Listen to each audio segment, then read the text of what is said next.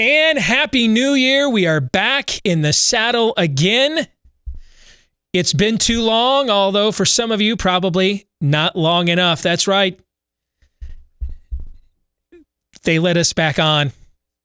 And frankly, I'm every bit as shocked as most of you are disappointed.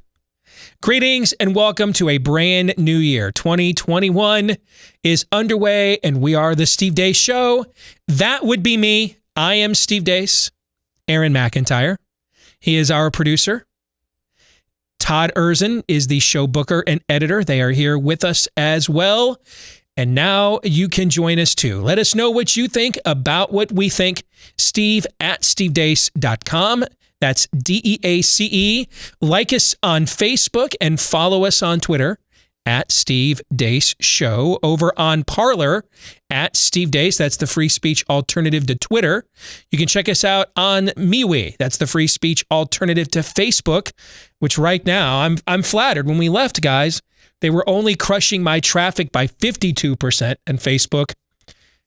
Apparently, I became more dangerous on my vacation. We're now at 70% of my traffic getting crushed, according to Facebook. And props to them for just outright telling me this in the analytics, by the way. Remember, that's an upgrade, right? I mean, a couple of years ago when we noticed they were crushing us and we had to kind of dig through all this information and figure it out on our own. You guys remember that? I do. That was fun. Now they're just flat out saying, hey, we're crushing you. We're taking 70% of your traffic away. Hate the game, not the player. I can respect that, right? So check us out on MeWe. That is, just look for Steve Deace there. That's the free speech alternative to Facebook. Also, go to our YouTube channel, youtube.com/Steve Deace. And if you've not gotten your copy yet, wow, we sold out of all of our copies of A Nefarious Carol prior to Christmas. That frustrated many of you as well as me. But the good news is it is back in stock. Now, I'm going to tell you right now, I've been waiting. I've gotten emails from scores of you that didn't want to do business with Amazon, so they went to Barnes & Noble instead and are even more frustrated. I wouldn't even try to use them anymore. I don't even have my author copies yet. Like, you guys are frustrated. You bought it and didn't get your copy yet. Yeah, I wrote it.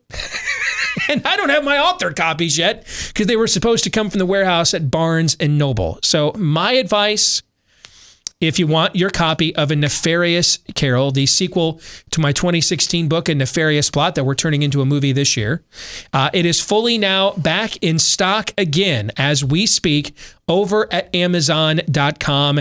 The reviews are pouring in. Thank you very much. Let's keep those reviews coming. Especially the 5-star ones. But you can now get your copy of A Nefarious Carol right now at Amazon.com. They're back and they're fully in stock thanks to all of you that did your part to make sure the Deace children will have a Christmas next year. You did it. You did it. Let's keep doing it, though. I mean, there's the following Christmas, and I don't have any other ideas for books. So let's just make a down payment on 2022 while we're at it. Amen? Amen. There you go. I know you're riding those coattails, right? Baby. Yeah, there you go. You know, I've been riding the coattails of Built Bar all last year, and I'm riding them into the new year. Because it was literally one of the best things of 2020, which seems like a really terrible compliment because it wasn't a long list of competitors. But on the few bright spots of 2020, Built Bar was one of them. This is the time of year a lot of us decide let's get more serious about our health, right? I'm telling you, this is the best protein bar you have ever had. Over 20 varieties of flavors, all covered in chocolate. The brand new white chocolate line is phenomenal. Get the white chocolate, sea salt caramel if you can. This is better than a lot of candy bars you've had and a heck of a lot healthier. Less than 200 calories in every one, up to 20 grams of protein in every one, less than 5 grams of sugar and 3 grams of carbs in every one. And it's easy on the tummy as well. And you know that's important to me. All right, so get your Built Bar, BUILT. BuiltBar.com is the only place you can get them right now. Use my last name, Deace, as the promo code. That's DEACE. Get 20% off your first order right now at BuiltBar.com. All right, it's our first show of the year, so we have a tone to set here today. Coming up at the bottom of the hour, we will unveil this year's show motto /theme/vision. We have actually gotten quite a few suggestions from people. I like that, though. Now that people are actually chiming in, that's kind of cool. But we will unveil the theme of this show for 2021 coming up at the bottom of the hour. Next hour, I have gazed into the crystal ball, and I'm telling you, this is the hardest I've ever had to work to come up with 10 predictions for the new year, because we're just living in a time right now where a lot of even fixed standards are they're in upheaval. I mean, I think you just summed it up right there. Yeah, I mean, I got nothing. Yeah. And so on one hand, I'm trying to factor in that reality while also making predictions that don't make it look like I've lost my grip on reality at the exact same time, right? So how do you balance that? Well, we're going to find out next hour. I will unveil my top 10 predictions for 2021. But before we get to all of that, here is Aaron's rundown for the first time this year of what happened while we were away. What happened while we were away, brought to you by the 369th day of 2020. Being that this is the first show and thus the first montage of the new year, we think it's a pretty good idea to start things out with a prayer. We ask it in the name of the monotheistic God, Brahma, and God known by many names, by many different faiths. Amen. And a woman. That's Representative Emmanuel Cleaver from Missouri, a United Methodist clergyman, opening Congress with a prayer to an unnamed monotheistic God and the Hindu god Brahma, while closing the prayer saying amen and a woman. Amen is a Latin word for so be it and has nothing to do with gender, but this year's off to a great start. We'll move on to what most people have been talking about in the political world over the last few days.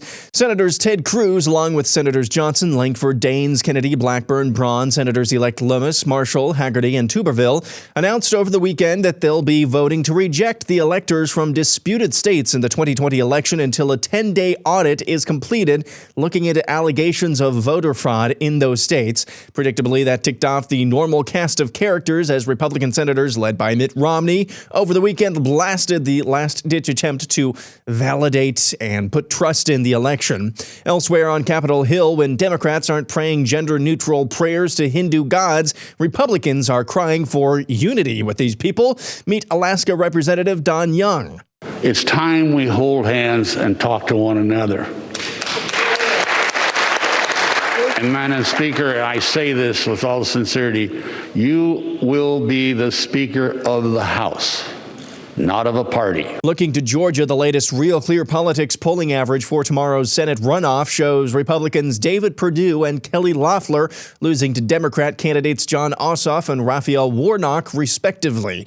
Yes, that's this Raphael Warnock. No matter what happens next month, more than a third of the nation that would go along with this is reason to be afraid. America needs to repent for its worship of whiteness on full display. Coronavirus news. White House Coronavirus Task Force fearmonger Dr. Deborah Birx indicated she's planning to retire when the transition to a Joe Biden administration is complete.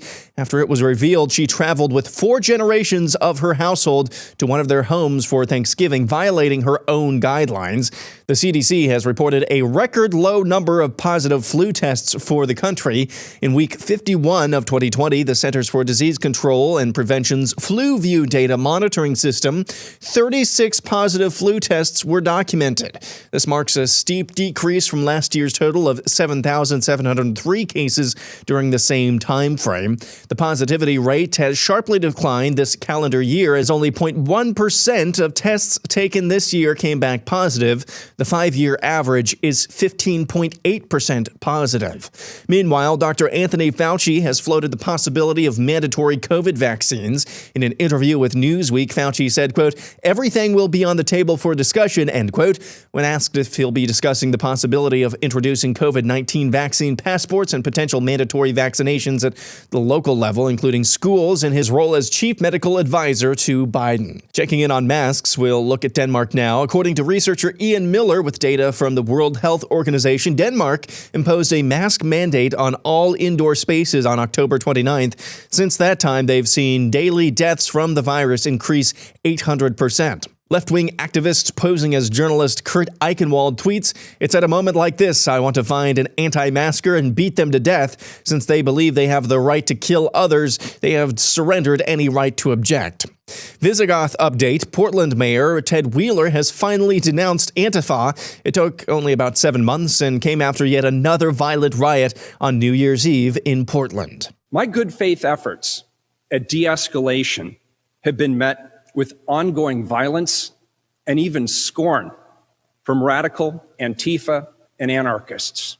And finally, this is the point of the montage when I share something a little lighter, funny, a joke. Well, what you're about to see is probably the biggest joke of the 21st century. This is Wuhan, China on New Year's Eve. Packed streets, revelers, celebrations. The actual Chinese New Year is until February 12th. Make of that what you will, but it's hilarious if your name is Xi Jinping. And that's what happened while we were away. The more things change, the worse they get, right? Those of you that think 2021 is going to be better. No, it's not. Aaron's montage is brought to you by Keeps. Hey, have you noticed your hair isn't looking as full as it used to? Well, yeah, that's no fun. And there's a couple of options on the table. You can go to your doctor for a hair loss treatment prescription, then visit the pharmacy and try not to go broke as you are trying not to go bald. Or how about the less expensive and more convenient option? That sounds good, right? You can get the same doctor-recommended FDA-approved hair loss treatment from Keeps, but they offer the generic versions for about half the cost. So there's the savings. What about the convenience? It's all done online. Just do it at your house. Answer a few questions, snap a few pics of your hair, and then a licensed doctor will review your info and recommend the right hair loss treatment for you that's shipped directly to your door. So why make unnecessary trips when you can just do it all online and get it even cheaper through Keeps? And they'll make it cheaper even once more. Half off your first order. Just to get you started, half off. So big savings all the time, and then even bigger savings for the first time when you go to keeps.com/grow. That's KEEPS for keeps.com/grow. We're going to discuss in the overtime today, the Georgia runoff tomorrow. And whatever the hell a Lynn Wood is, he should change his name to Goldenstein, if you know the literary reference I am making. Or maybe better yet, Russian collusion. He can change his name to that. Because he has become the built-in excuse for if David, I'd rather make deals with Joe Biden, Perdue, and Kelly. What's a veto override? Loeffler, never heard of it. If they happen to lose tomorrow, he's the built-in excuse for it. And we're going to discuss that in the overtime today. You can subscribe right now to make sure that you don't miss out. Go to blazetv.com/Deace, that's DEACE, and get a discounted subscription today so that you get the overtime and all of the exclusive content we do each and every day right here at Blaze TV. That's blazetv.com/Deace. All right, we could probably do 7 shows off of what's just an Aaron's montage. Like we could do an entire show where we just seethe and froth at the mouth in real time, watching Wuhan, China in mass, no social distancing, celebrating New Year's Eve, right? You had me at seething. Yeah, we could just do the whole show, 2 hours, where we're just seething, watching that video on loop, right? Absolutely. That would be a show. There's a million other topics on the show that we could get to out of the montage. But many of them are topics that we're going to be discussing, I think, for the foreseeable future. I want to open up this morning talking about a topic that is of imminent importance. Preeminent from a priority standpoint, and then imminent from a timing standpoint. A big debate has emerged on the right in the last few days about whether to certify the electors or not. Some of those that are against the effort to not certify the electors are some of my best friends. I'm not going to either change my opinion. I think you've learned that about me by now. I don't mind being the only one in the room. I really don't. I don't care. If I think I'm right, you can line up 57, 97. You guys know this about me. You guys work with me every day. Has there ever been a time you've won an argument with me? And you guys have won arguments with me, right? You've won arguments. Well, that's why you have us around in part. Yeah. But have you ever won an argument by saying, but so-and-so says this? Does that ever work? No. I don't care. It doesn't move me at all. Throw my wife out there. I don't care. I don't. Okay? That doesn't work for me. I want to know what the objective truth is, not who the subjective character witness for someone's view of the truth is, right? Absolutely. So that won't work on me, number one. But number two, I also won't tolerate watching their characters impugned as we speak, because some of them are some of the finest people I know. Some of them have gone to the mattresses for us in other times when we've asked them to do that. I don't agree with them here. And in a moment, I'm going to explain why I don't. And I'm going to share with you what I've shared with them directly to them privately. But as Todd is fond of quoting, our list of allies grows thin, Aragorn. This is a time to both thin the herd of who's not really with us, but then not be very anxious about casting out people who have shown in the past that they are with us. You know what I'm saying? Absolutely. You better be willing to do both at the same time. Like if someone's not willing to stand and be counted tomorrow and it just fits the motif of where they have been most of their career, cast them out. Where there will be wailing and gnashing of teeth, we do not know them. Right? Yes. But if someone who has gone to the wall for us in the past, and more times than not, just doesn't happen to agree that this is the moment to do so, they may be right, they may be wrong. But what they should not be, either way, is an object of scorn, chastisement, shunning, or ridicule. And maybe I'm a little sensitive to this. You know, we're commanded to love our neighbor as we love ourselves. I had my career stunted, shunned, threatened because I told the truth about Mitt Romney that everybody wants to tell now, including by some big names. Had the same thing happen to me 4 years ago when I didn't support Donald Trump for president. When I went all the way to the floor of the convention to stop him from being the nominee. What I'm about to share is what I believe is true. Has nothing to do with Donald Trump, the person, or even my thoughts of him as a president. I've even had friends of mine in the last few days question my own integrity and motivations for what I'm about to share with you. The truth of the matter is, my life would be so much better on a professional level if Donald Trump had never ran for president, never won the presidency. I mean, by golly, look where I'm at now professionally. Where do you think I would have been if Ted Cruz was inaugurated in January of 2017? Where would I be then? It'd be all those coattails I like. No doubt. It'd be big. How about if Trump had won the nomination but then not won in 2016? The last 4 years, we would have sat here playing Kingmaker in Iowa, right? Mm-hmm. I mean, what would that have done to our exposure? Sure. How many subscriptions, clicks would we have garnered? It's undeniable. How many more books would we have sold? My last book prior to A Nefarious Carol, Truth Bombs, we outsold that book with Nefarious Carol in like a week. We actually think we actually outsold it in just pre-sales. The truth of the matter is also, my career is benefited if Donald Trump is not here for a second term. Like if you're trying to do a movie about a satanic takeover of America, what do you think is the better takeoff? Having the guy in the White House that 80% of evangelicals voted for, not once but twice? Or having the guy in the White House who's the fake Catholic from the political party that tried to misgender the word amen? What do you think is more likely going to be the environment conducive for such a movie, Todd? Which one do you think it is? Gosh, That's a tough one, Steve. Indeed. So great. I have gotten nothing other than some good policies, far better than I thought I was going to get. But on a professional level, by golly, guys, I've got nothing but heartburn from Donald Trump for the last 5 years. I may have made the dumbest career decision ever by not supporting him and taking a job when I could have gotten in on the ground floor of this thing. All right. Then I fought his nomination. Then I fought his election. I mean, guys, I have gained nothing on a professional level from the Trump era at all. I spent most of this last year arguing against him and his own task force on this show every day, right? Yes. How many days in a row do we do that show? I mean, when Trump went after Governor Brian Kemp of Georgia for reopening his state, did I side with Trump or Kemp? I sided with Kemp. So I have nothing to gain by this. Nothing.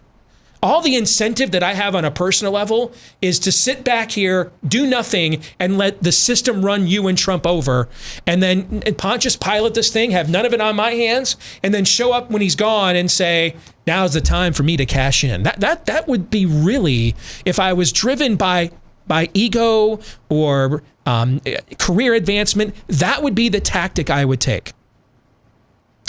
But really, I'm driven by this slogan we have over my shoulder most days. I just want to know what the truth is. And you guys are here every day, and you know that too. Man, that which is why we're here. That's yes. why that doesn't mean I don't have an ego or any of those things, but ultimately, I just want to know what the truth is. And I just want to know, what the hell were the 4 a.m. voter dumps? And I don't think it makes me a terrible person or a political whore or some kind of cultist of Trump. I just want to know, can I trust 4 a.m. vote dumps? Because I'm going to probably be seeing them as an American and as a conservative for the rest of my career, given the precedent that's been established. That question is vitally important no matter who exactly right. won this election. That's exactly right. That's all I want to know. That's all. I don't. Lynn Wood and Rod Wood and Jim Wood and your Wood. Okay, and I just want to know: can we trust 4 a.m. vote drops through mail drop boxes? That's all I want to know, and I think I'm entitled as an American to know the answer to that. So, to my conservative friends who are arguing against not certifying this election, I want to briefly tackle the 3 objections I have heard from them privately for the last few days. And this is the first one, that it sets a dangerous precedent. This is, with all due respect to all of you, you're just naive. Whatever decorums, and I've told them this to their faces, whatever decorums you think you're clinging to, the Democratic Party has already desecrated them a woman. Yes. They've already been desecrated in the prayer of Gaia. They're all desecrated. And if you can think of one that they haven't urinated on yet, they're whipping it out as we speak. This is naivete. This is like arguing the nuances of maritime law while Pickett is about to charge at Gettysburg. Too late. You're too late for this. You're too late. There are no dangerous precedents to set with people who don't know what a gender is, what a child is, what a border is, what a science is, what a law is, what a word is, who God is. There are no precedents left to be set. They have already set them all. You're in this position because there aren't any dangerous precedents to set. This isn't about decorum. This position is frankly naive. You're Frank Drebin. Nothing to see here. You're the guy on MSNBC. You know, these are pretty peaceful protests while the Molotov cocktails are launching in real time. It's like Luke Skywalker trying to argue with Mon Mothma right after the Death Star blew up Alderaan. We can't destroy the Death Star. That set a dangerous precedent. That's right. I mean, they might blow up more. They might blow up more planets if we do that. This is a zero-sum game now, and if you can't accept that, you're probably in the wrong game. For a long time, I couldn't accept it either. And then I finally just had to accept that the enemy is who they say they are. I had to take them at face value. I didn't want to believe it either. So I'm sympathetic to you because I know what it means. I know what it means when we accept the opposition is being honest about who they are and their intentions. I know what it means. It means it's a zero-sum game.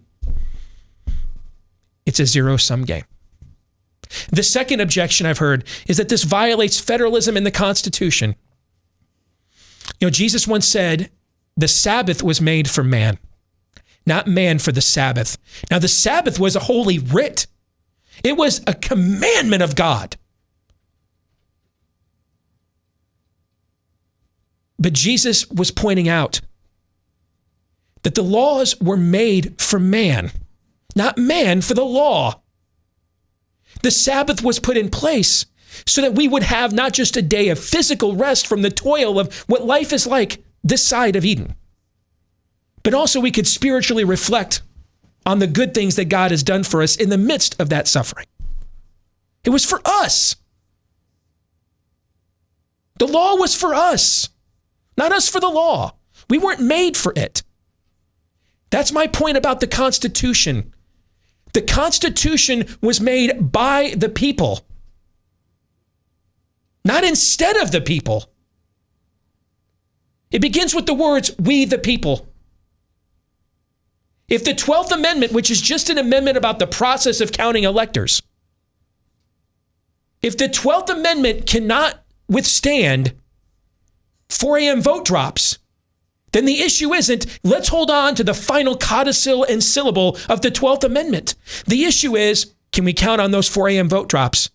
The Constitution is a social compact. It is not holy writ. When the British monarchy violated the social compact with the colonials, did they obey the compact, or did they then consider it null and void? Not to mention, it's funny that a lot of you have said nothing when federal judges have just trampled all over state attempts to clean up election laws. Then it's not federalism? So it's federalism when we try to do something, but when the courts do something to us at the state level, then we just have to take it? I'll take how you're going to lose every culture war ever for $1,000, Alex. You're straining a gnat to swallow a camel here. There's a larger principle at play. Can we trust the process by which people are elected into office? That's more important than the 12th Amendment, the First Amendment, the Constitution, because the people are more important. The people reign. The people are preeminent. The Sabbath was made for man, not man for the Sabbath. You have it backwards. Thirdly, I've heard there is no voter fraud. Then what is your harmless explanation for why a handful of counties didn't know how to use the Postal Service and dropped all those votes off? Well, Trump's not made a compelling case. I don't care. You know, just because a defendant in a murder trial has a terrible lawyer and couldn't afford better than a public defender doesn't mean they're guilty of the crime, does it? Right. Doesn't. That's why we have juries. Juries were put in there by the founders to nullify in case such circumstances occurred. I don't know why this was outsourced to Rudy Giuliani and all these people, and I don't care. All I want to know is, and all of you should want to know, is a simple question. What were those 4 a.m. vote drops? On December 14th, my mom sent me a package for 2-day delivery from the U.S. Postal Service. It arrived 17 days later on December the 31st. It's a simple question. Do you trust the same people that will violate every morsel of the Constitution to be on the up and up about 4 a.m. vote drops? I don't. And neither should you.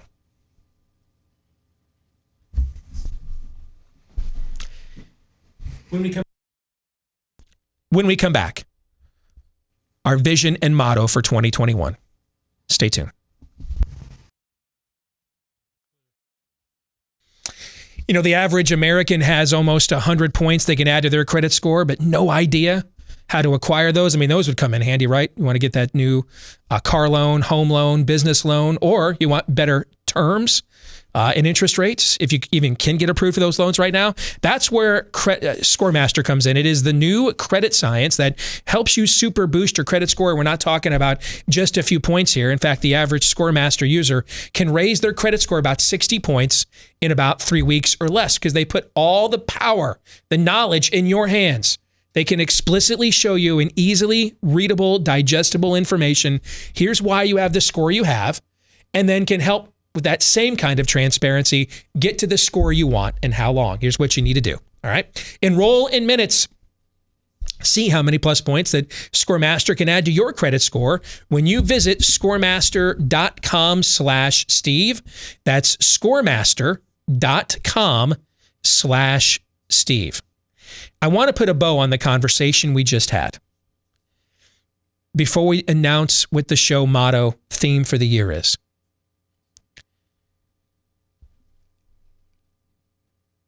Every effort should be made to find out the credibility of those overnight vote dumps, to verify whether or not dead people, illegal aliens, voted. Why? Here's the thing.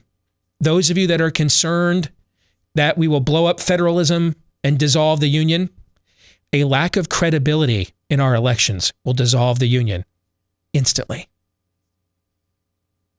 And federalism just becomes a blog. The integrity of elections matters more than painstaking devotion to a document. As much as I love it, but is not holy writ, is amendable. The people who wrote it actually amended it then right away. And by the way, in the arena of ideas and in the cultural battlefield, our enemy just ignores anyway. Just ignores anyway. If we don't get to the bottom of that's the prime directive. The last thing holding us together from clashing in the streets is the election process. If it can no longer be trusted and people don't get some closure and answers, you know what the Georgia Secretary of State should have done instead of secretly recording the President of the United States and then leaking it to the Washington Post? Maybe should have done a damn signature audit of every single application and mail-in vote in Fulton County, Georgia 40 days ago. Do that instead. Actually show up once to testify in person at the Georgia State Legislature. Do that instead. I know there is a pocket of you that just want Donald Trump gone. And you're afraid, frankly, that the people are rising up, and that may not happen now.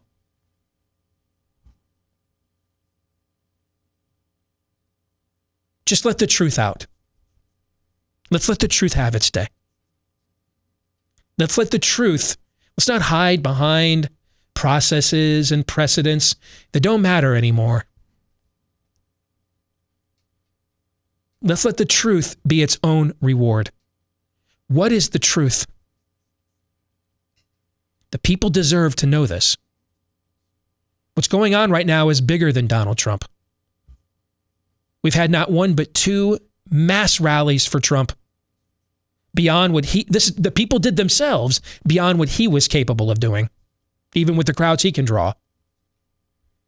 We've not seen the president actually go to the mattresses. He's largely been unseen and unheard from the last few weeks. The people are doing this on their own. If what Ted Cruz and Josh Hawley were doing was strictly to kiss up to Donald Trump, they'd have done it weeks ago. I haven't talked to Ted Cruz in the last couple of weeks, but I think I know him well enough to know one of the reasons he's doing what he's doing is what's going to happen in Georgia tomorrow. That he probably got complete useless Republicans like Steve Deace to sign on to this because he showed them we're going to lose this in Georgia tomorrow. If we don't show our people we're serious about this. And he's right. The people are rising up. I know some of you would prefer they would have risen up earlier or for a more principled man. That's irrelevant. These are our people. They're finally pushing back on a system we've wanted them to push back on and have encouraged them to for how many years now? And now at the moment that they're going to finally do it, some of my friends are going to say,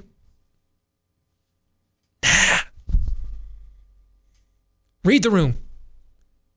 Don't miss the moment. This is bigger than Trump. Because as I've said all along, those vote drops, the dead people, the illegal aliens. Well, Steve, I mean, he's just a uniquely polarizing personality. That's why the turnout models don't work. And you've got anomalies like winning 15 House seats while he loses by 4+ million votes. What will be the excuse next time when they do it to your nice guy Christian statesman, when they do it to him? What will we say then? Oh, I'm sure they'll say, well, this guy retweeted David French a few times. So let's not have vote drops in Philadelphia and Atlanta and Milwaukee, right? That's what they'll do. Yeah. Don't think this guy was honest. I mean, this guy kept the slate clean. So we're going to run this one honestly. Come on, man. There may not be voter fraud here. Maybe there's not. But don't we deserve to know? Because I think we do. And as afraid as you are of the precedent, of the cost it will take to find out, I'm far more afraid, as I think you should be, of the cost if we don't. You want to keep this union together? Make sure people know this system is on the up and up and can be trusted. Because I don't blame people at all who think, I don't know that I count people. I want to trust the people who think that men can have a period and a uterus and told me that I could get COVID at my family business, but I couldn't get it at every Walmart in America this past year.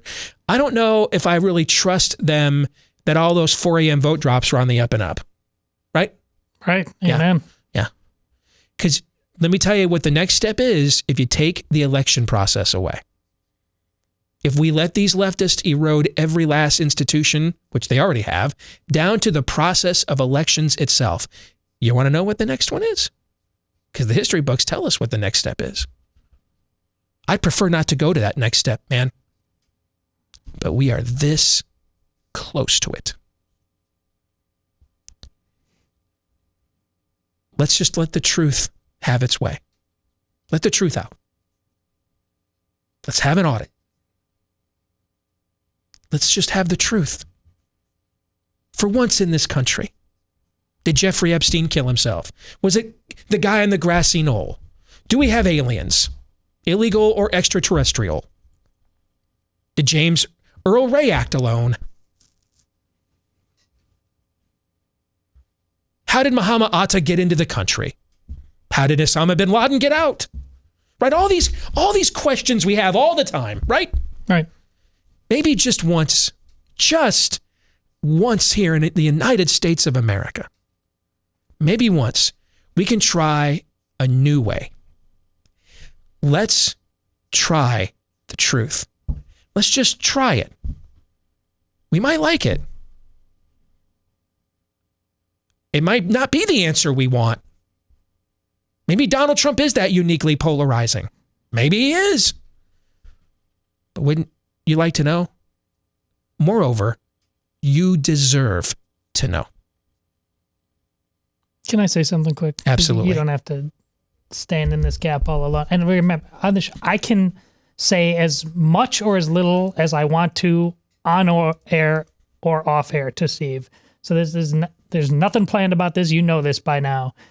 But once again, I knew the rough outlines of what we were going to say today. But again, I've never been prouder to be on this show because when it's the toughest. We refuse to fall for the scam of simply not accepting reality for what it is and wishing it were something else. This is Gandalf and Frodo talking.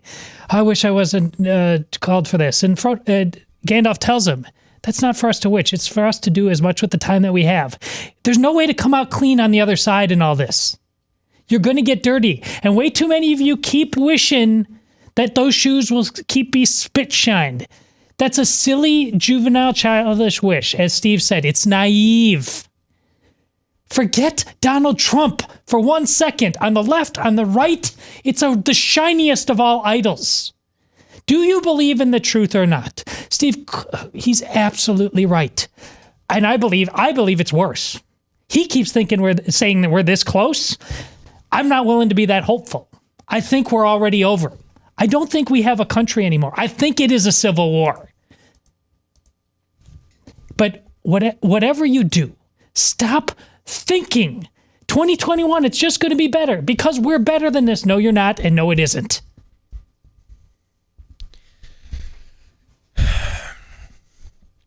There's one way 2021 could be better than this. One way. Well, revival. So I guess there's a second way. But revival or bust is like the permanent default mechanism, slogan, setting for this show, right? At all times. At all times, and we have been for years. We were before you guys even came to work here. This has been a revival or bust program. So that goes without saying. That's our meta on this show. Revival or bust is our meta. But what about for our now? For this year? Short of revival, there is another path for 2021 to be better than 2020. But I believe unless we take this path, there's no way that's going to occur. And when we were discussing as a team this year, we didn't want a show theme that restated what we already knew. Or said another way that this was even worse than we already thought. It's time for something empowering. The question I have been asked more than any in the last year, what do we do? What do we do? And I think it's time we start answering it here on our show. Our theme, our vision, and our motto for 2021 is this. The answer is us. The answer is us. You run for school board. You run for state house. You open your business. You open your church. Better yet, we run for school board. We run for state house. We open our businesses. We open our churches. They can't arrest us all. They can't ban us all. I don't want to see any more videos of one brave woman up against a dude who hasn't picked his teeth up off the floor in far too long, defying a mask mandate. It's now time to see 20 men and women standing together in unison in that store, doing it together. We the people, we're better together. Where two or more are gathered in my name. A triple braided cord is tougher to break. The answer is us. It is time now for us to fulfill the rendezvous with destiny that our generation has. Every generation has to renew this commitment to preserve this, the last best hope for freedom and liberty on this planet, this side of heaven. For us to renew the commitment to pledge our lives, fortunes, and sacred honors. Do we mean it? I will no longer be reading or accepting any more emails. I'm stuck in my home. I will just delete them. I won't even talk about them. I will only be reading and sharing emails. Here's what my community did to say no to all of this. The time has come. We are the people we have been waiting for. The answer is us. I don't mean that in a humanistic sense. But how will they hear the word if there is no one to preach it to them? God sends us human instruments. Why? Because we're humans. Do you believe in the priesthood of every believer or not? Do you believe you are a citizen and not a subject or not? Do you believe that here the people rule or not? Do we believe all of those things? So our theme this year that we will continue to hammer until what was made wrong has been made right is that the answer is us. This all will not end until we make it end, and not a moment sooner. The answer is us. Gentlemen, your thoughts? I said my piece, Aaron. I'd love to hear what you have to say. Yeah, I love this theme. We were thinking about a few other themes for the show as well, and it just wasn't sitting right with me. I couldn't quite put my finger on it. But here's the reality. There's not anything hardly good happening within the realms that we talk about on this show every single day. There's nothing good. And when we're constantly barraged with this message of, or just the news, really, it can be it's deflating, it's defeating. Even if you want to say, you got to buck up and go back out, it is defeating. So this is a show theme that is challenging in every which way, but it's also, as you said, Steve, empowering. What can we do? What can I do? That's what this is all about. No more complaining, only doing. That's what it's about. We'll come back with hour 2. We will gaze into the crystal ball. What awaits for the next 12 months? I'll make some predictions and go on the record next.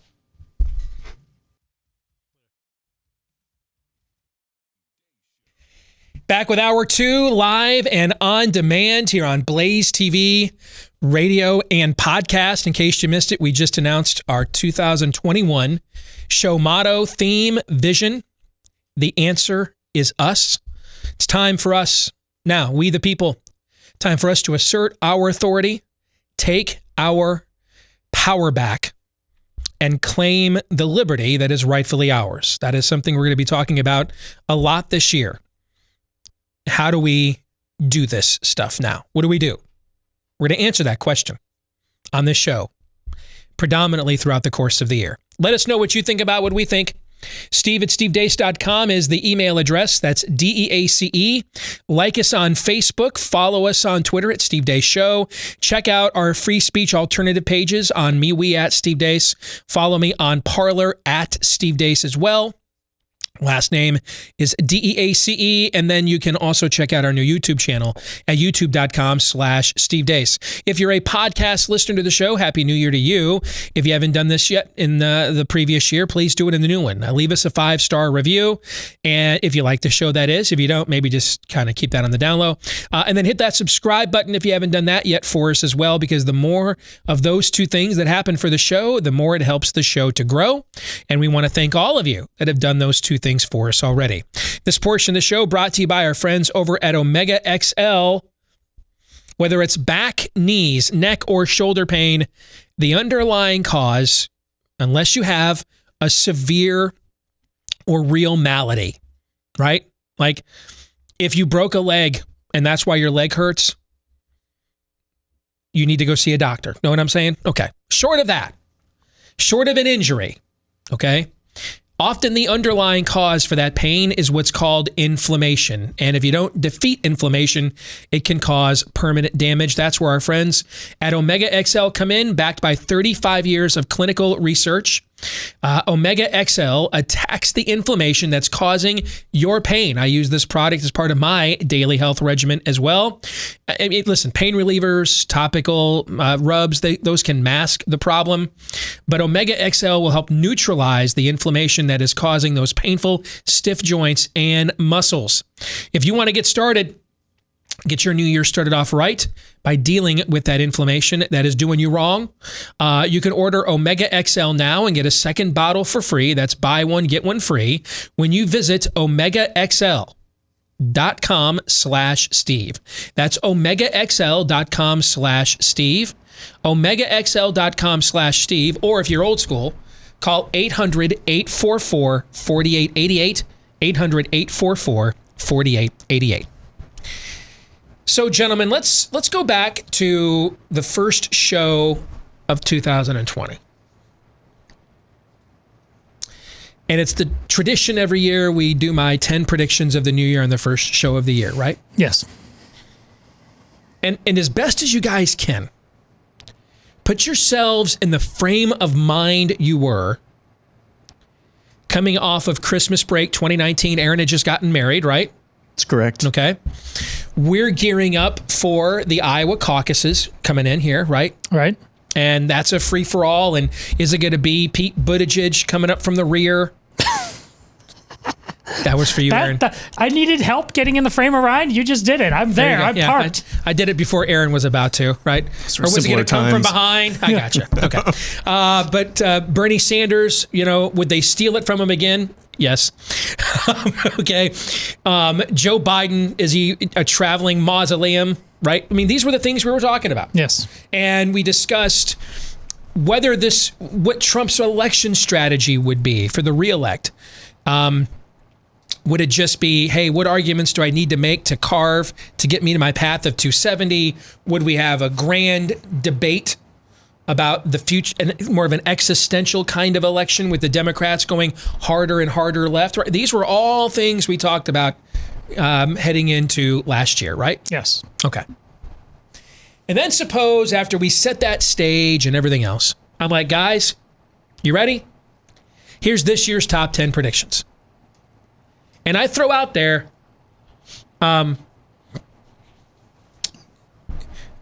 we're going to have 40 million new people unemployed. I throw out there, you won't be able to go literally almost anywhere in America without a Chinese face diaper on your face. I throw out there that after decades of saying no way, no how to the Democratic Party about the scam of mail-in voting, it'll be Republican legislatures in places like Wisconsin and Michigan that will just unilaterally put it in place. And in Georgia, of all places, where Stacey Abrams was still claiming to be the rightful governor of the state, right? The same Georgia governor that defeated her by over 50,000 votes was going to permit you to just vote via drop boxes. That the U.S. government was going to confirm UFOs are for real. That you would not end up seeing a single major motion picture at the box office until Christmas Day. There wouldn't be a Marvel movie.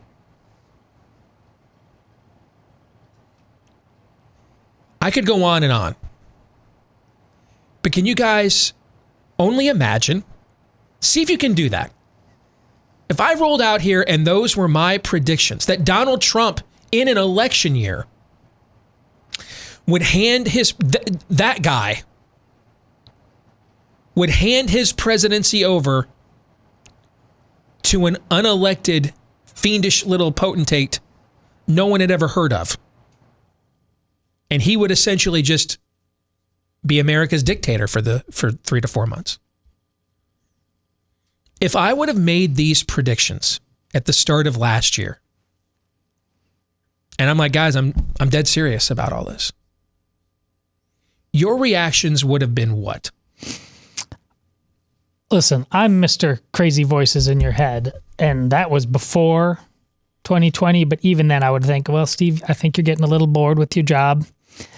I think your level of interest in prognostication and calling your shot has crescendoed to an unhealthy point. Don't do meth. Yeah. I'd have thought that. I would have, right? But here's one of my mantras is the status quo is the status quo until it isn't anymore. And that's the corner we turned in 2020. It's while whatever I think of what you would have said about that then, if I have, and I don't, but if I or any of you have the same instincts now about, that's a bridge too far, you simply are not accepting the reality you live in. As a guy named Steve Deace once said, the ground is bad. I do actually remember kind of the shoes I was in last year on this show day. I remember looking through your predictions and your crystal ball for the coming year, and I do remember thinking, man, there's just like the kind of the correlated parlays that you had within those predictions. I thought the first leg of that was already kind of zany and crazy. I can't remember what it was. In total, though, I thought your predictions last year were kind of out there. Like, there's no way that like more than half of these can be true. What turned out to happen was even crazier than those predictions themselves. Yep. And now this year, just to give you a frame of reference, even if this year's predictions, a version of that would have happened last year, I would have said, yeah, there's a good chance of any of these happening.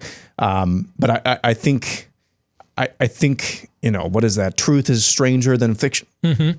Here we are.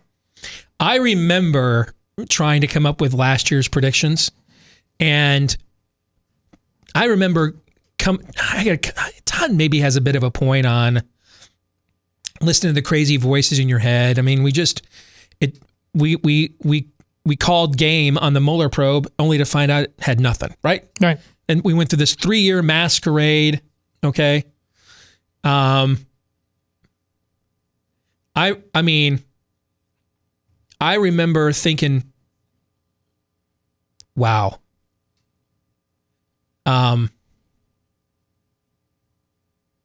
There's just no way. I love Dan Bongino to death. I remember thinking that there's no way he's right, that this whole thing's a scam. Like, we would even have these conversations like privately, right? We're like, some of this has got to be, they've got something, right? Yeah, well, you said multiple times. Yeah.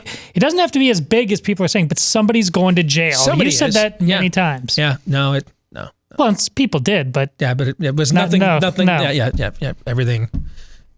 Everything that Dan was on the cutting edge of all turned out to be right. Absolutely true. And I would have bet everything. There's no way that's all true. It's not. It cannot possibly be this. Yeah. Okay. So even last year, I was trying to come up, as you alluded to, Aaron, with some tip of the cap to you, Urson. Something. To get outside of my normal process of doing these, to at least acknowledge these are some strange times. Okay. And then the stuff you guys thought was weird, what ended up happening was way beyond what I would have contemplated. And now I'm at a place now where I don't believe Jeffrey Epstein killed himself. I don't believe in 4 a.m. vote dumps. Okay. I don't believe we cured the flu. I don't believe approaching 300,000 Americans have died of COVID-19. I don't believe these things. And I think I can use data. I don't have to use that's my opinion. I think I can use data to show that I don't believe these things. And so I'm in this uncomfortable place now where I can feel myself becoming a smarter Alex Jones. All right. And I'm trying to,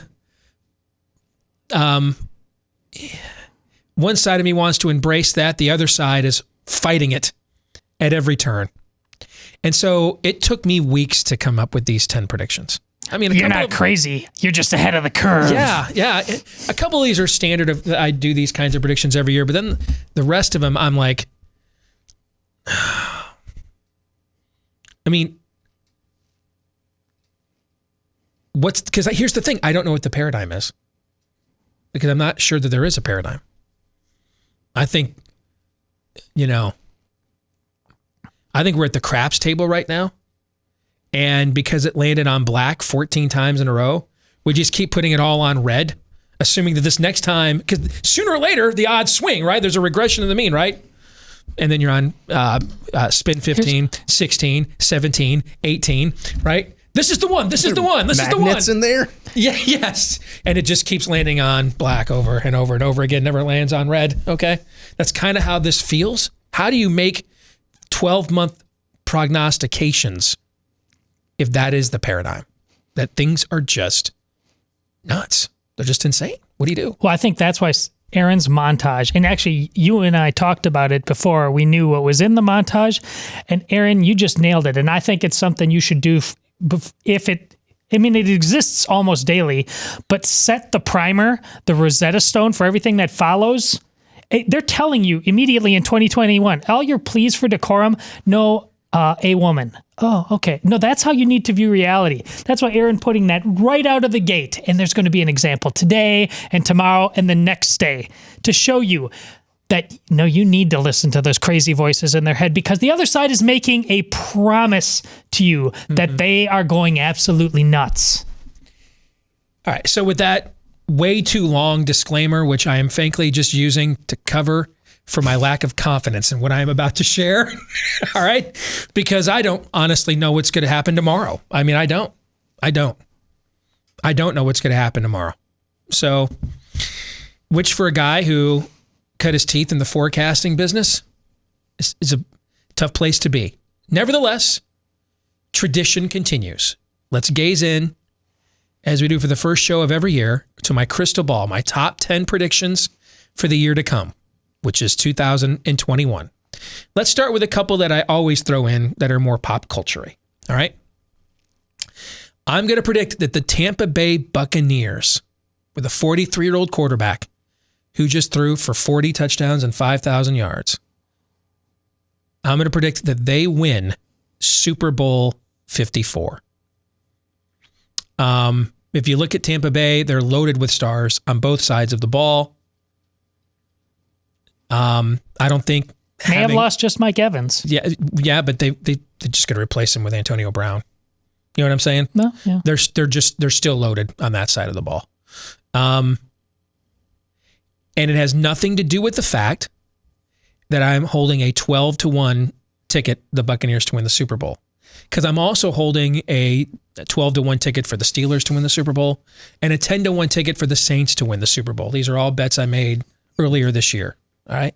But I think this is the year of the GOAT again. Tom Brady's 10th Super Bowl, his 7th Super Bowl title.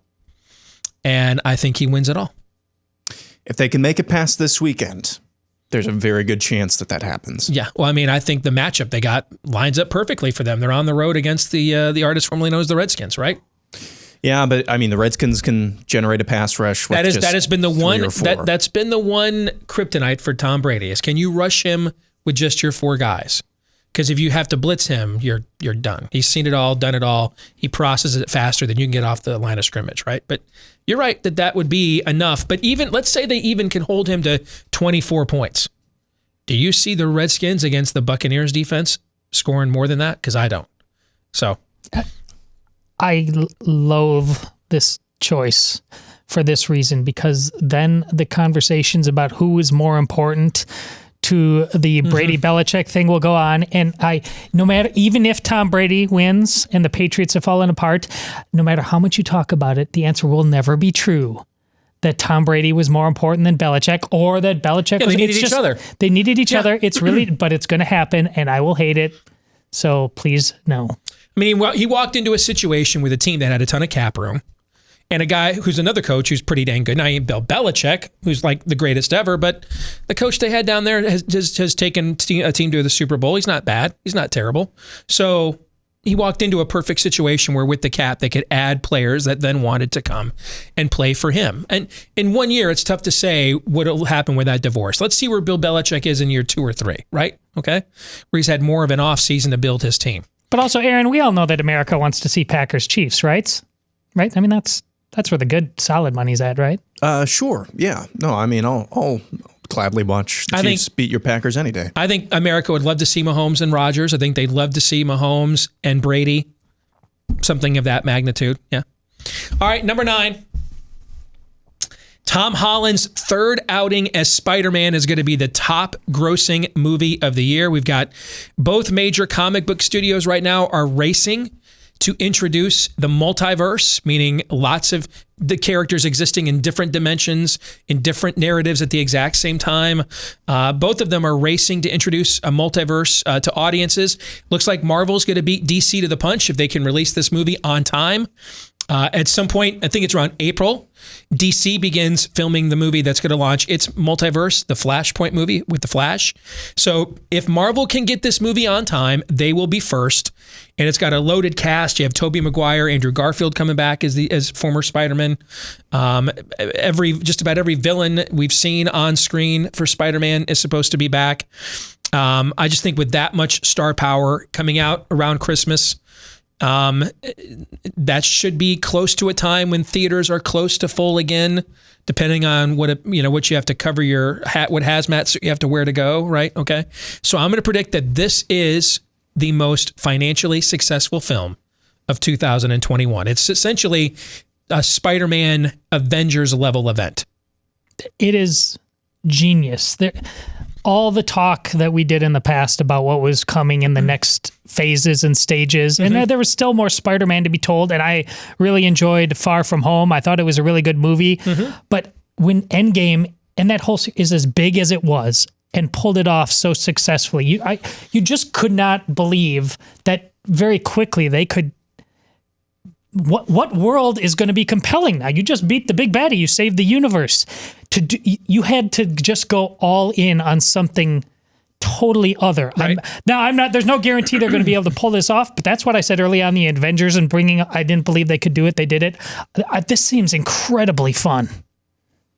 We're going to see Iron Man again someday. Yes, there'll be a different Iron Man. Yeah. Or a female. Do you mean Iron Robert Downey Jr.? No, just Iron Man. Yeah, there will be an Iron Man. Wouldn't surprise me if you saw a female. I still think they're telling you at the end when Robert Downey Jr. He made his little video. There's going to be some crazy consciousness Robert Downey Jr. somehow. True. He'll be the new Jarvis or something. Or that's another way you do that in the multiverse, too, right? Yeah. Yeah. All right, number 8. And now we already are at the point I'm not sure about where we are, okay? Republicans are going to put up no real fight to stop Joe Biden from being sworn in as president on January 20th. And what I originally thought is that if you believe otherwise, you're probably dangerously naive to the point that you're giving your social security number to the Nigerian embassy via email, all right? But I'm going to say this, and this just goes to show what I told you a few minutes ago. I don't know what's going to happen tomorrow, okay? You got to be nimble in this game, brother. Yep. I still don't trust this party, and neither should you. This party does not deserve all the grief many of you are giving it right now. It deserves even more. It has lied to you. It has manipulated you. It has betrayed you, while the other side was doing its long march through the institutions. It showed up for no battles, none for you. You ought to be going full Cobra Kai, sweep the leg on the Republican Party right now. And by golly, it appears a large group of you are, actually. And it goes to the show theme. The answer is us. See, you want to disrupt the paradigm?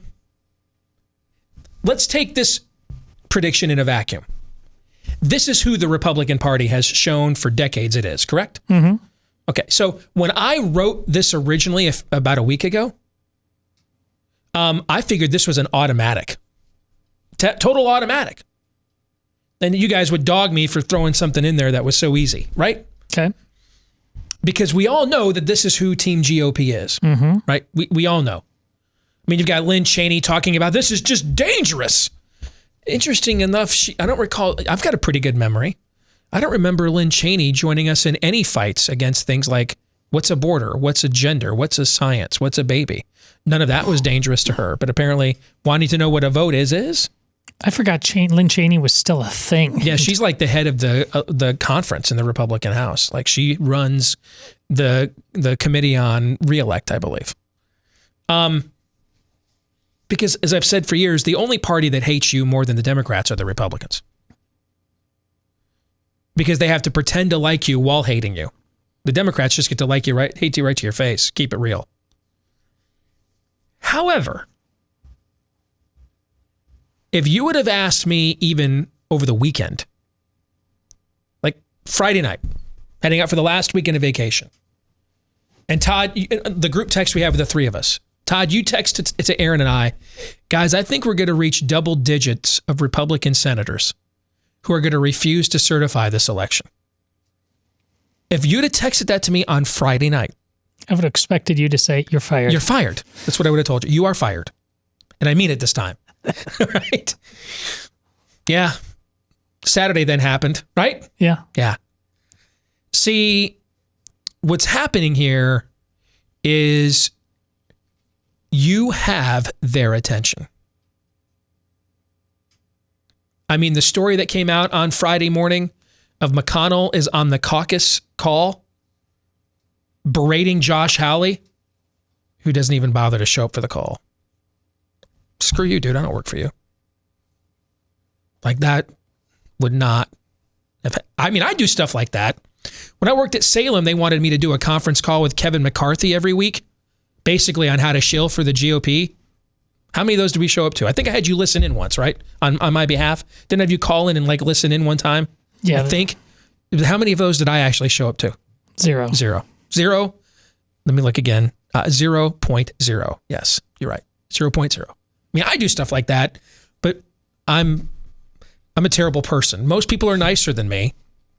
And I don't know what's going to happen now with this. This is already gone. I think it's gone farther than the president thought it was going to. I think that's why dude, you know what it takes to cut a Mar-a-Lago New Year's Eve party short for Donald J. Trump? You know what I'm saying? I mean, that's only because the doctor called or something he didn't, or something going on he didn't know about to get Donald J. Trump away from a New Year's Eve party at the Mar-a-Lago to eject on that. Somebody rang the bat phone. Now, in the end, if I had to bet, this party will find a way to screw you and call your bluff that you don't really mean it. And after they inaugurate Joe Biden, they'll all just jump on Fox News and keep lying to you, and you'll forget who a Donald Trump was, and you'll be like, yeah, Kevin McCarthy is really George Washington. Yeah, man. Yeah, I mean, Mitch McConnell really is Jonah friggin' Ark. Yeah. That, if I had to guess, that's how this is going to end. It is still the safe money. But man, I'm still willing to bet your money on it. I'm not quite willing to bet my money anymore. That's how much this thing has turned. You folks have gotten Team GOP's attention because most of the time they just pretend like they ignore you. You don't matter. And they just go about their talking points while you kvetch to shows like this. Yeah, this is, I don't know what's going to happen with this now. Agreed. I think the outcome of this is far more uncertain than it was even 48 hours ago, let alone a week ago when I wrote these down. Agree or disagree? I agree. And that's before the people even show up. And it's now, maybe only 10,000 of you show up there tomorrow. Or no, it's Wednesday, right? The 6th, right? So 10,000 of you show up there. That's a massive number, but that won't move the needle. But man, if it looks like you guys are, you are the mall in Washington, I don't know what'll happen then, man. I don't know. I'm loosely on Twitter for the last couple of weeks, and I see this news come out on Saturday, and it's kind of like a dream where you remember bits and pieces of what you see. See this news about Ted Cruz, okay, whatever. And then I start to see different parts of the weekend. Mitt Romney comes out and has a statement, and Paul Ryan comes out of the woodwork and has a statement. That's an indication where all these establishments, all of these just hacks come out of the woodwork to slam this. That's an indication, as Steve was saying, just to underscore that, you have their attention. And that can be a good thing. That's a start. Now, this time you may not still get the outcome you want, but they at least are like, okay, my booty call didn't just text me right back, right? Right. Didn't just call me back. I saw they read the text. I told them what my hotel room was, and you didn't show up this time. I'm at least thinking, is something wrong, right? Right. That's a start. Well, it shows That's a start. if the answer is us, we need them playing our game instead of their game. It needs to be ours. Number 7, I think China is going to become the new power player in the Middle East if indeed Joe Biden becomes president, and here's why. I think you're going to see Joe Biden Biden, I should say, because this will be the third term of Barack Obama, essentially, try to go back and reinstate the Iran deal. And I think you're going to see China now to try to offset what it's lost with Western countries upset about what its virus did in the last year. I think you're going to see China try to take advantage of that situation and triangulate the countries that hate Iran, which a lot of Muslim countries do, and make peace with them. They're already Saudi Arabia's largest oil client.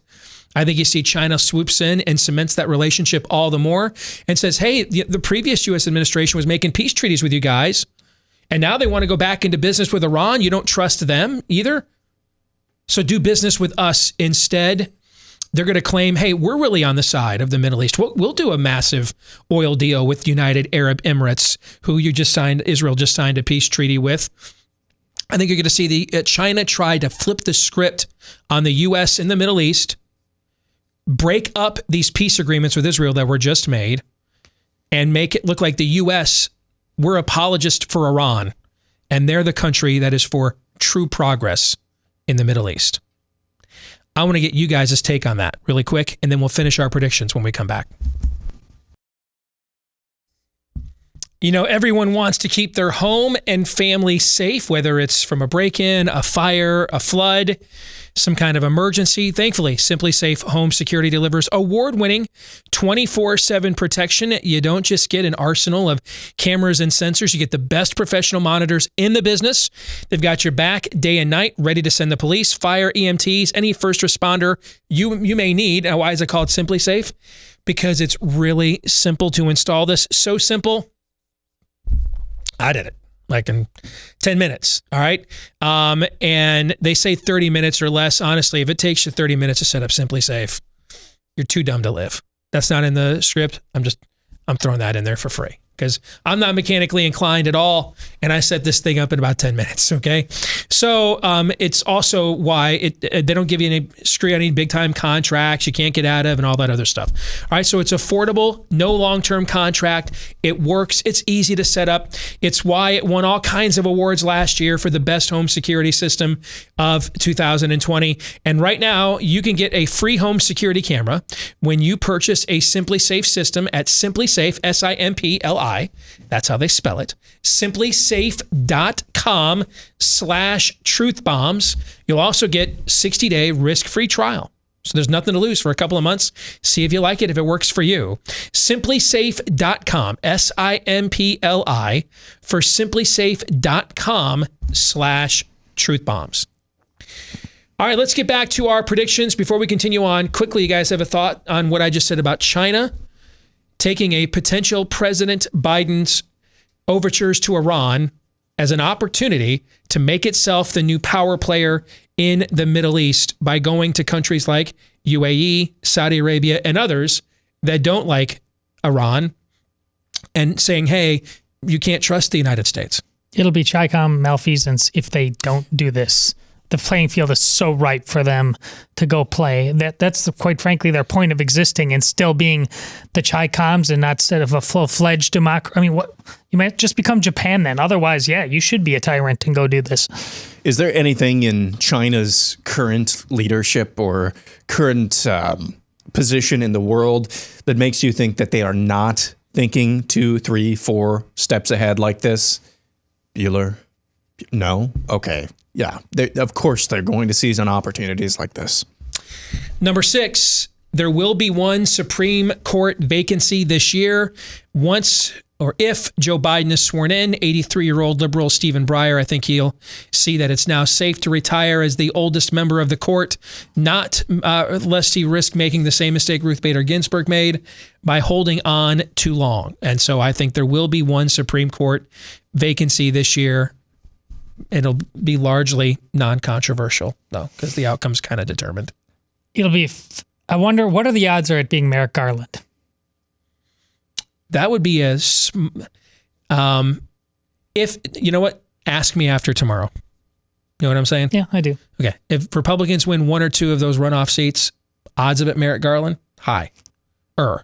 If Republicans lose them both, dude, they're nominating Karl Marx, man. They're like nominating Nietzsche. You know what I'm saying? I do. Okay. Number 5. If he's out of the White House, Trump will not, repeat, not start or invest into a digital conservative media platform, as has often been speculated, but will instead be omnipresent in media and on the road in rallies, acting as essentially a president in exile.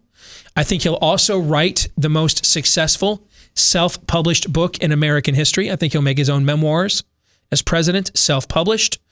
I think he'll look to secure his legacy, capitalize on the power of his brand this year before he invests in another long-term venture.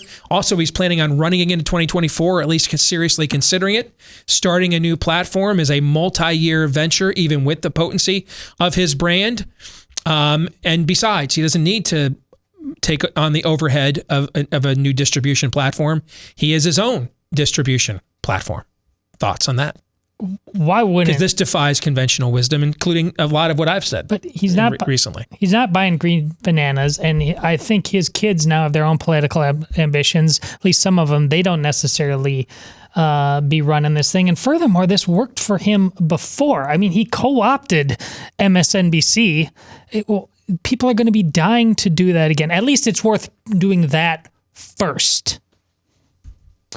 It depends on how big of a grudge he has to pick with Fox News, I guess, but he might be able to do the same damage outside of an independent media platform, or even more outside of a just be a regular on Newsmax's primetime lineup. Just do a bunch of shows here on Blaze TV. You know what I'm saying? And at this point, how much more damage could be done to Fox News outside of Tucker Carlson? And the answer is not very much, to be honest. He's guaranteed successes with minimal risk of failure by doing what you do. If he goes all in on his own, there's a gigantic risk of failure. He can't control enough of the variables. Hey, we all agree Fox is a pretty potent brand on the right, okay?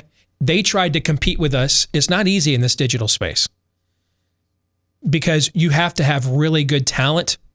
Because even though digital is much more available than it even was 2 or 3 years ago, it's still not an automatic like turning the TV on for people. And so you need really good talent to carry a digital platform. There's not a lot of it on the right. Fox tried to do this and kind of tried to get by with, they had a couple of really good people, but a lot of them were people you didn't know. That's the operative term. He's not been good like he promised he would be about getting really good people. And we blew them out of the water. We blew Fox Nation out of the water. Okay, you have to have talent, real talent. That's going to take a lot of money to bring those people in. Yeah. Number 4, almost every major conservative media outlet will be forced off Twitter and Facebook or forced to leave voluntarily. And how this will get done is that big tech is now getting hit from the left, like the New York State Attorney General on antitrust violations. Elizabeth Warren and others have talked about going after big tech on those grounds. Some people have said, well, this is how we'll form a coalition where the left wants big tech shut down because of antitrust violations. The right wants them shut down because of censorship. What I think you will see happen. I mean, look at Bill Gates. In the 90s, we all on the right defended Bill Gates when Democrats went after him for antitrust. Well, look at what Bill Gates is now. He's just another Warren Buffett. He's just another guy that just is a big funder of every left-wing cause imaginable, right? Yeah. And we don't talk about Microsoft and antitrust problems anymore, do we? Right. Interesting. See, I think that's the Faustian bargain that will be struck this year. What will happen is big tech will say to Democrats, hey, you guys look the other way on this antitrust stuff. And we will make it that every single one of these right-wing narratives never sees the light of day in a platform you care about. And I think that is the Faustian bargain that is struck. We can antitrust away, provided that we suppress your opposition in return. That's like 1 + 1 = 2 to me. Sounds about right. Wow.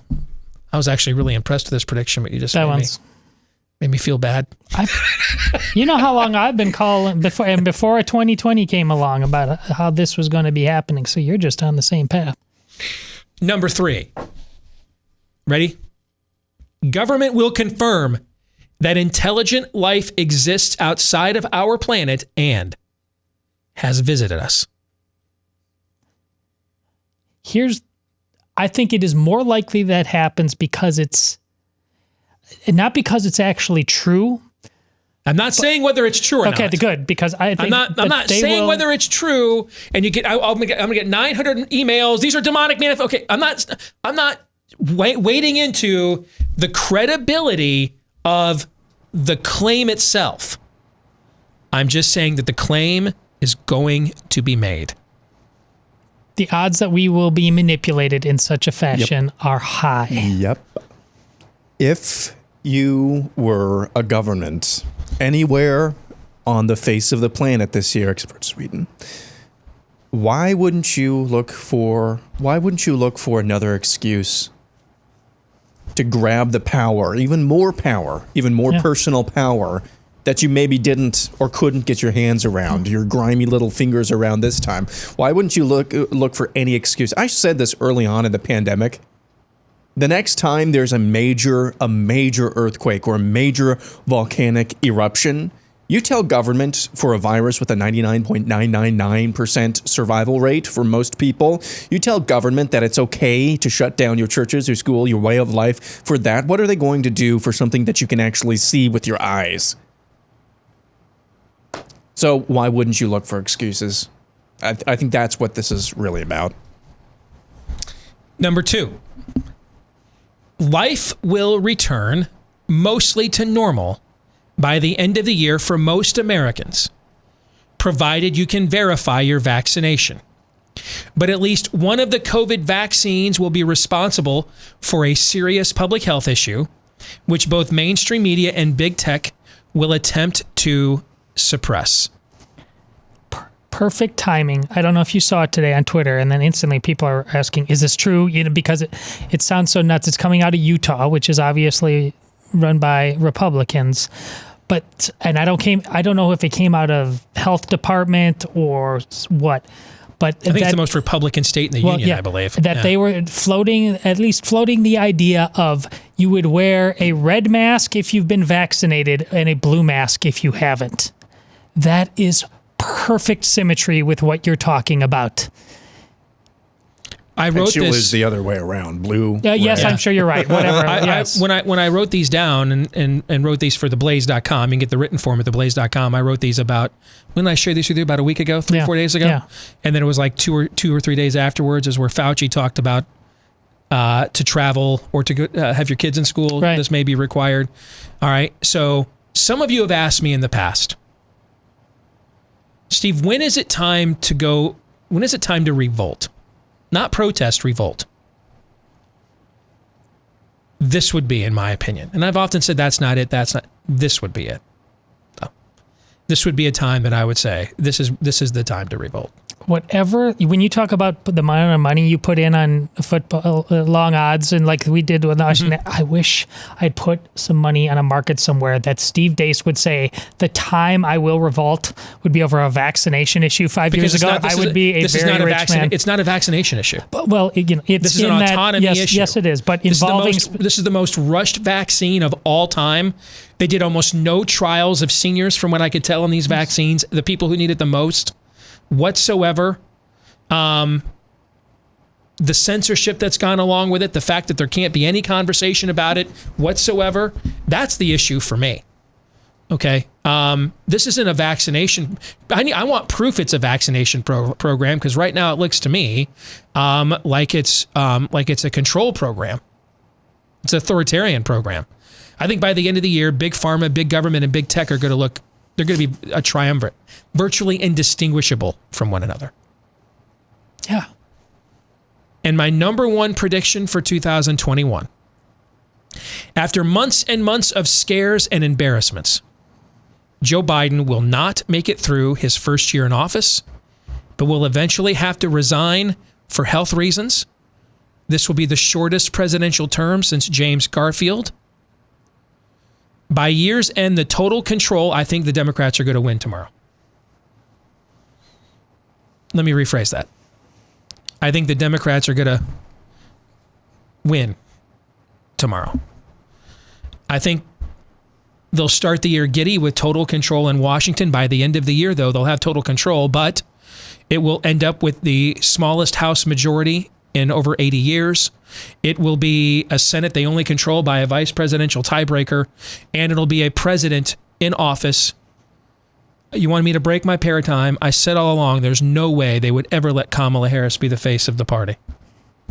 So I'm going to break my own paradigm. She'll be president by the end of the year.